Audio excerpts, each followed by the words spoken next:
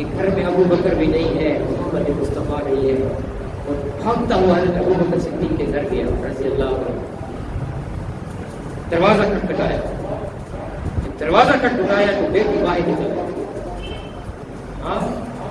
آپ یہ بتاؤ کہ آپ کے بابا اور اللہ کے نبی کہاں ہیں؟ مجھے کیا پتا، مجھے تو معلوم نہیں ہے کہ اس صورت میں جائز ہے۔ یہ نہیں ہے کہ گھر میں کوئی آدمی بیٹھا ہوتا ہے اور بیٹی کو کہہ رہے ہیں انہیں کہہ دو کہ وہ نہیں بیٹھا، یہ اس طرح کا معاملہ نہیں ہے، یہ اور بات ہے۔ یہ سسٹم، یہ معاملات اور بدل گئے۔ کوئی گھر میں بیٹھا ہوتا ہے، بھائی دروازہ کھٹکھٹانے والا آ جاتا ہے تو فوراً گھر سے کہہ دیا جاتا ہے بچوں کو، چھوٹے بچوں کو کہہ دو بھائی وہ نہیں بیٹھے، ایسا نہ کرو۔ معاملات ہمیں سمجھنے چاہیے، اللہ کے نبی نے ہر پہلو ہمیں بتایا ہے۔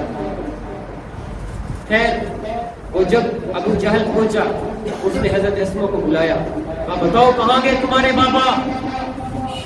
مجھے تو معلوم نہیں ہے کہاں چلے گئے، مجھے کیا پتا۔